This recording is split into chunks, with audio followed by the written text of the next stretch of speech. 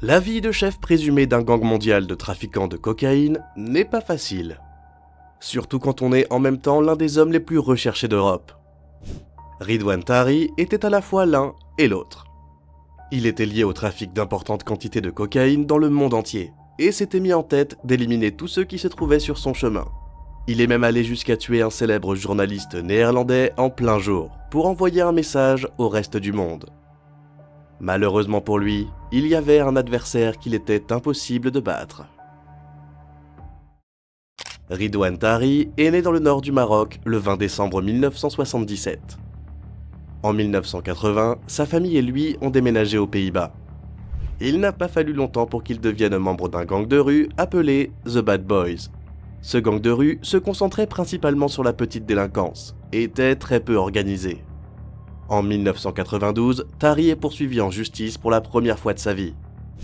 Il s'est fait prendre pour cambriolage et possession d'une arme. 2 ans plus tard, Tari, âgé de 17 ans, décide de quitter l'école et de se consacrer à la contrebande de hashish. C'était sa première drogue de prédilection. Mais il ne tarde pas à passer à l'étape suivante. Le niveau suivant était la cocaïne. Malgré ses condamnations antérieures, Tari est resté très longtemps discret. Il savait que s'il voulait réussir, il devait rester inconnu et éviter tout contact avec les forces de l'ordre. Ce n'est qu'en 2013 que son nom apparaît dans un rapport de police. La police espagnole est tombée sur son nom, car un compatriote marocain a été tué dans ce pays en 2013. Elle a lentement, mais sûrement, commencé à obtenir des informations sur le fait qu'il était un gros trafiquant de drogue. La police espagnole a transmis les quelques informations dont elle disposait aux Pays-Bas, qui les ont ensuite classées. L'affaire est restée calme pendant quelques années, mais en 2015, tout a changé.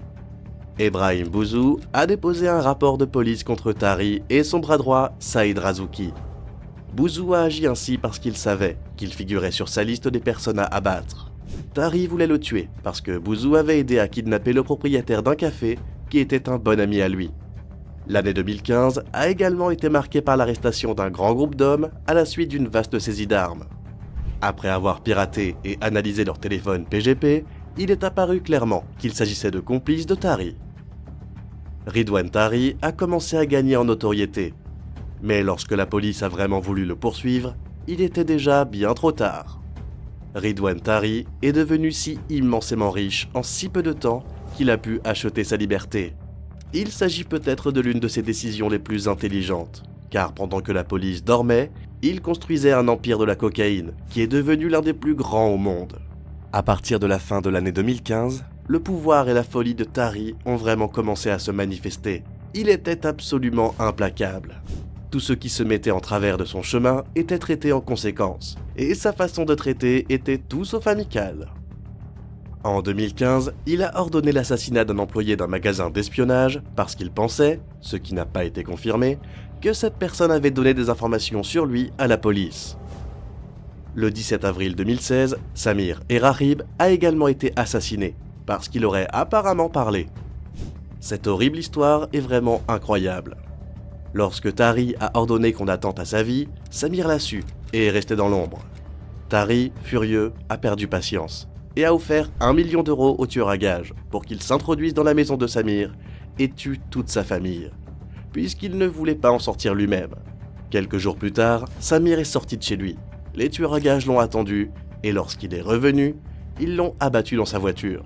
Si vous pensez que c'est déjà assez terrifiant, sachez qu'ils l'ont fait alors que sa fille de 7 ans était assise à côté de lui. Le tueur à gages appréhendé a avoué plus tard que la présence de sa fille dans la voiture était la raison pour laquelle il ne lui avait pas tiré une dernière balle dans la tête. La petite fille a survécu à l'attaque. Le 9 mai 2016, Abderrahim Belhadj est tué. Il aurait volé 2 briques de cocaïne à Tari. Il ne s'agissait pas de la valeur de la coke volée, qui s'élevait à environ 100 000 euros, ce qui n'était pas grand-chose pour Tari. Il s'agissait de montrer à tout le monde qu'il ne fallait pas le voler, sous peine d'avoir des ennuis. Le 8 décembre 2016, Martin Koch a été abattu dans sa voiture. Martin était un blogueur spécialisé dans la criminalité qui parlait souvent de Tari et d'autres criminels sur son blog. Il avait survécu à un attentat à l'explosif sous sa voiture au début de l'année. Le 8 décembre à Amsterdam, il se promenait avec quelqu'un qui l'avait appâté. Alors qu'il marchait, quelqu'un est arrivé par derrière et a essayé de lui tirer une balle dans la tête. L'arme s'est enrayée. Martin ne l'a même pas remarqué. Plus tard dans la journée, la mission a été accomplie. Ils ont suivi Martin dans sa voiture et l'ont abattu. En janvier 2017, il a tenté de tuer quelqu'un qui parlait soi-disant de lui.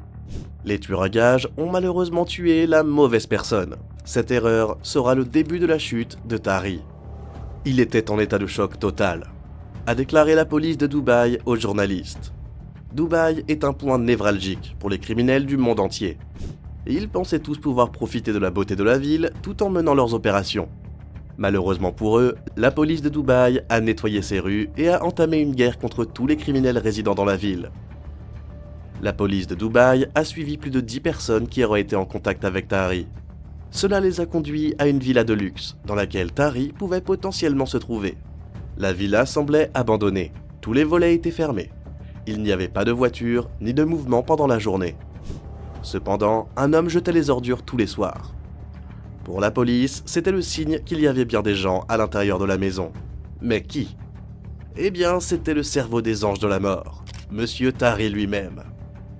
Tari ne quittait jamais la propriété. Celle-ci était surveillée 24 heures sur 24, et un seul homme l'aidait. Cet homme lui fournissait de la nourriture, des médicaments, sortait des poubelles, et s'occupait de tout ce dont Tari avait besoin. Lorsque la police de Dubaï a eu la certitude que quelqu'un se cachait dans la maison, elle a décidé de mettre au point une opération pour pénétrer dans la propriété. La police ne disposait que d'une photo de Tari datant de 10 ans. Elle ne savait donc pas à quoi s'attendre, et si la personne qu'elle trouverait dans la maison était bien celle qu'elle recherchait. Les médias néerlandais ont rapporté qu'il avait peut-être subi une opération chirurgicale pour changer de visage et d'apparence. Lorsque les policiers de Dubaï sont entrés dans la maison, ils ont immédiatement trouvé un homme. L'homme semblait en état de choc. Il n'en croyait pas ses yeux de ce qui se passait. Il s'est immédiatement rendu et n'a pas résisté à son arrestation. Il a été confirmé par la suite que cet homme était bien Ridwan Tari, l'un des criminels les plus violents au monde et l'un des plus grands trafiquants de drogue. Dans la maison, la police a trouvé d'importantes sommes d'argent, empilées sous les canapés, des magazines néerlandais relatant ses crimes, plusieurs ordinateurs portables et des smartphones. Au moment de son arrestation, Tari buvait du vin rouge et regardait la télévision. Il a déclaré à la police qu'il était déjà son propre prisonnier, qu'il n'avait aucune liberté et qu'il était devenu très paranoïaque au fil des ans. Il a été immédiatement extradé vers les Pays-Bas, avec des mesures de sécurité très strictes et un avion privé qui a volé en groupe avec d'autres avions afin de rester en sécurité pendant le voyage. Après des années de trafic de drogue, d'innombrables meurtres et des centaines de millions d'euros, Ridwan Tari a finalement perdu la bataille et s'est retrouvé dans une prison de haute sécurité aux Pays-Bas. Aujourd'hui, il est confronté à une bataille contre le ministère de la Justice néerlandais, qui tentera de l'accuser de tous les meurtres et de toute la cocaïne qu'il a fait circuler dans les rues. Et le ministère de la Justice a dans son camp quelqu'un qui connaît très bien Tari. Vous vous souvenez du tueur à gages qui a tué la mauvaise personne? La personne tuée était un bon ami d'un des membres les plus haut placés de Tari. Il s'est senti tellement mal à l'aise à cause de cette erreur d'identité qu'il n'a pas supporté de vivre avec et a commencé à parler à la police. Aujourd'hui, il est le plus grand informateur du ministère de la Justice et donc le plus grand ennemi de Tari.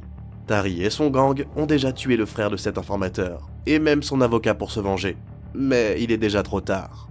D'un jeune enfant impliqué dans de petits vols, à la contrebande de hashish, à l'un des trafiquants de cocaïne les plus vicieux et les plus dangereux du monde, voici l'histoire de Ridwan Tari, un homme qui ordonnait des assassinats comme on commanderait une tasse de café. Son chemin arrive sans doute à son terme. Il risque la prison à vie dans un établissement de haute sécurité, car les preuves s'accumulent contre lui. Qu'en pensez-vous? Ridwan Tari est-il l'un des criminels les plus implacables qui soient? Faites-nous part de votre avis dans les commentaires.